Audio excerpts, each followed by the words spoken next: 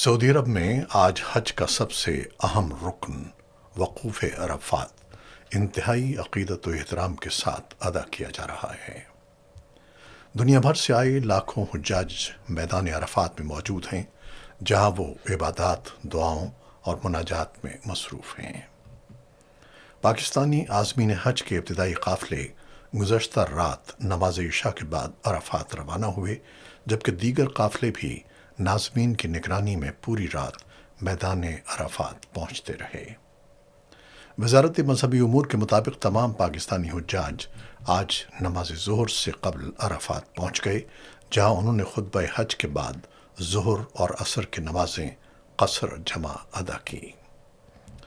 حجاج کرام غروب آفتاب تک میدان عرفات میں قیام کریں گے، جسے حج کا رکن اعظم قرار دیا جاتا ہے۔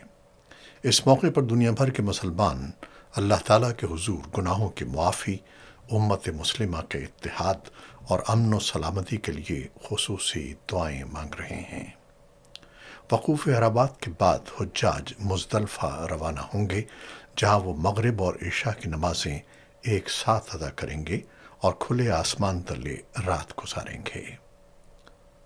10 ذو الحجہ کو حجاج جمرات میں شیطان کو کنکریاں مارنے، قربانی کرنے، حلق یا قصر کروانے اور طواف زیارت کی ادائیگی کے بعد دوبارہ منا واپس جائیں گے۔